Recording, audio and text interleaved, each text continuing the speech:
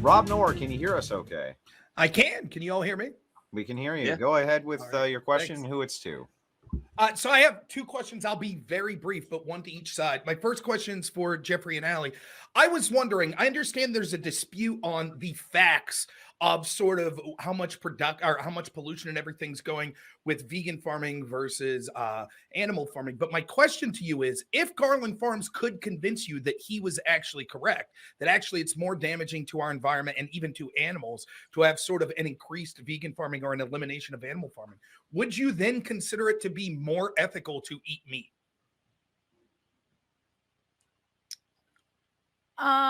No, I would tell you that how personally, how I would perhaps go out of my way to source my plant foods from, not from that source, as do meat eaters, right? Like we were saying before, we both agree that the mass food production industries, both animal and plant, are harmful, right? So I would, that's how I would personally change. I'm not sure you realized what you just said. But go ahead, Rob. I'm sorry.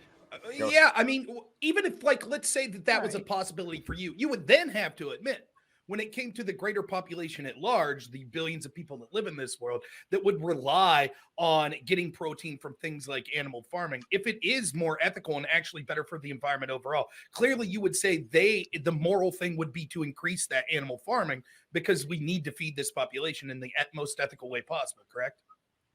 I wouldn't be, but there's still other factors here that, like I said, like the sheer animal death count, the sheer animal death count involved, in the industries. There's still other things that, I wouldn't.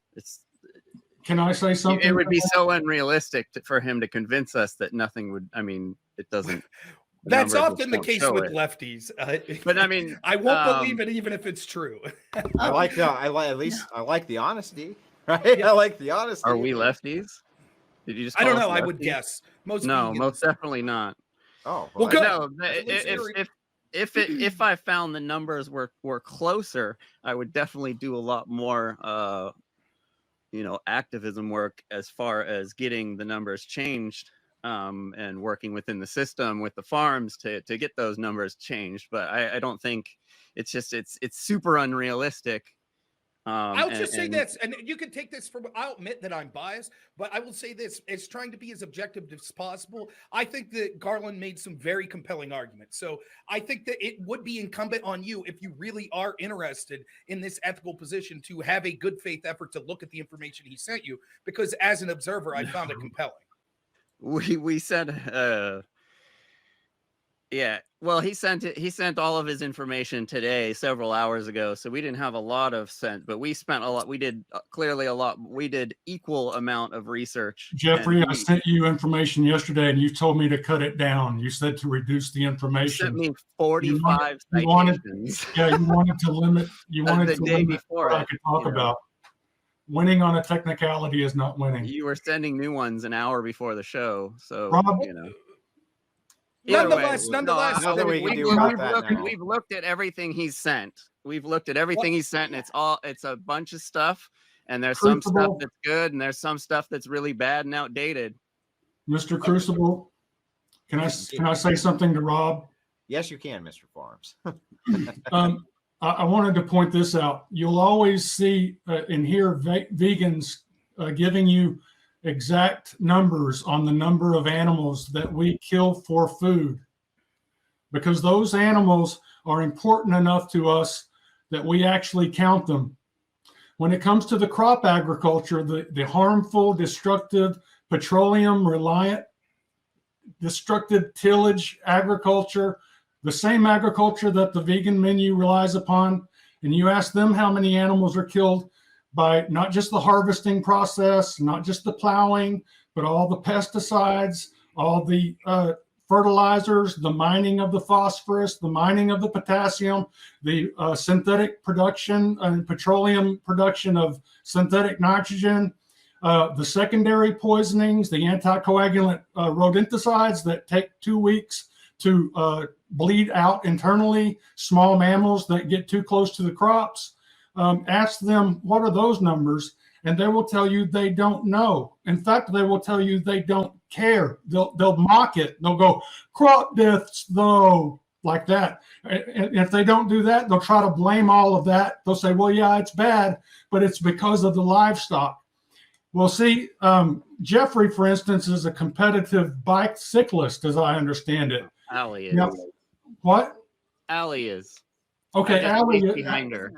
So whenever you race in a bicycle, on a bicycle race, you get a time, right?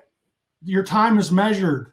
And so if Allie, if she gets a certain time on her race, and then she claims that she beat this other competitor, and you say, well, okay, where's your proof? What was the other competitor's time? And she says, I don't know, but look at my time.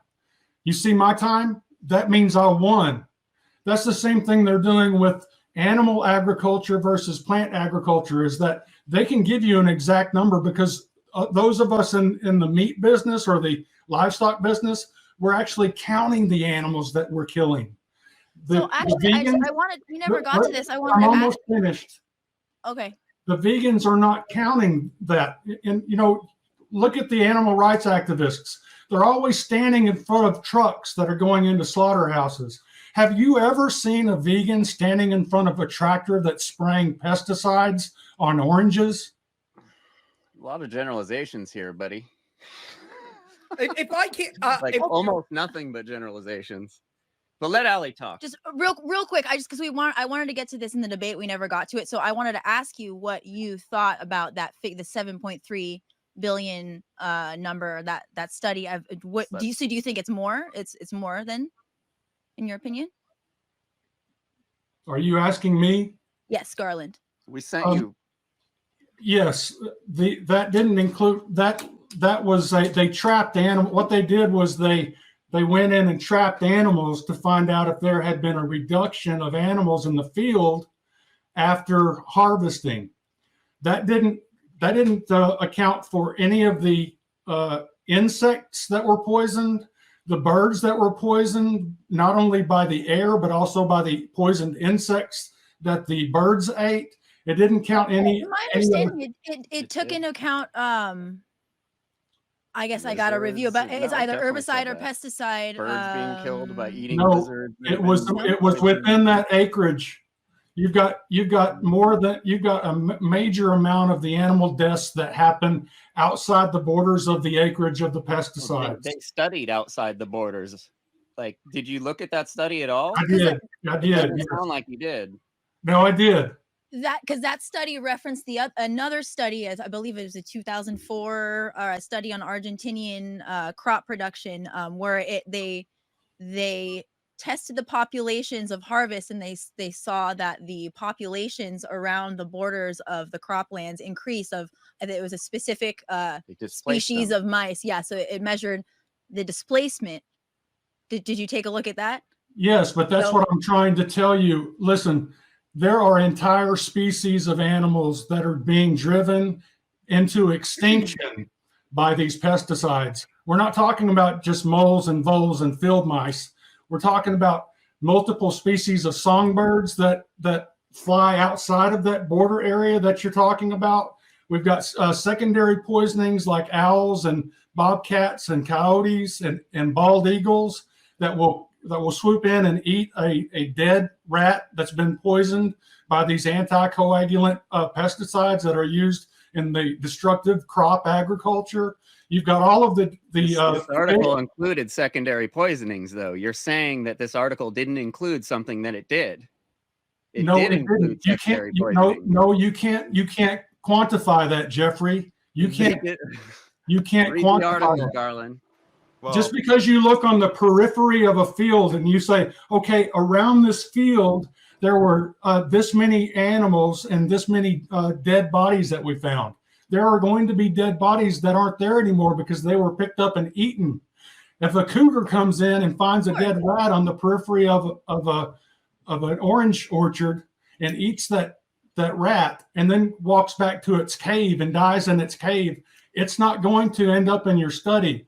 And the other thing is all of these Yeah, because agrochemicals. when they test it the next day and they don't find as many animals, they know some have passed away. That's what, like, you got to read the study, dude. No, They you're not. explain You're all the not things talking they about. You're not talking about. All the, Right, you're not getting a full spectrum of it. It's cool. so I'm that alright, we you don't can- so that we don't belabor the point. I think we got the point from both sides. Rob, did you have Next caller. another question? You said you had one for both sides. Yeah, if you don't mind, Garland, I just wondered if you could talk real quick. I live in rural Pennsylvania in an area where family farms have dwindled by 80% in the past 40 years. You mentioned that a lot of the studies that they were doing were from these big corporations, places like Monsanto. I was wondering if you could just briefly tell the audience stories I've heard from family farms around here about the power that Monsanto has in our government.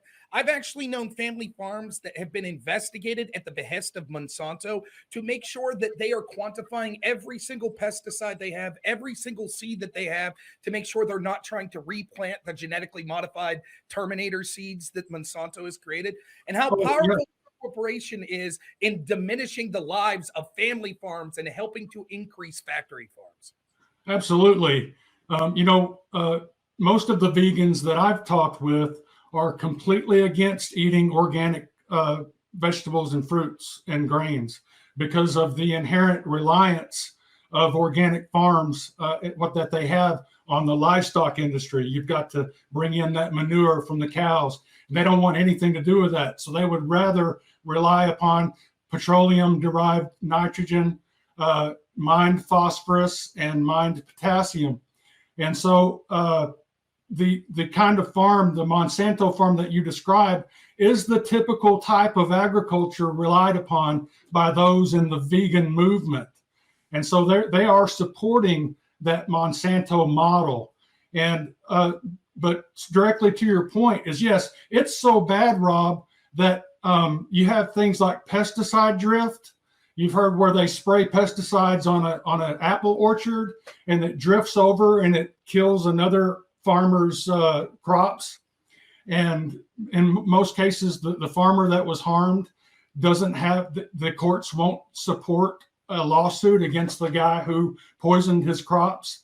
But in a similar fashion, you have wind blowing seeds. So if you're an organic soybean farmer, for instance, surrounded by Monsanto soybean farmers, God help you, because the wind is going to blow one of those seeds over the fence, and those Monsanto agents will jump the fence and they'll go and grab a bunch of soybeans and go back to the lab, hoping like hell that they're going to test positive for Monsanto GMO, genetically modified. Is that, if it tests positive? Is that true?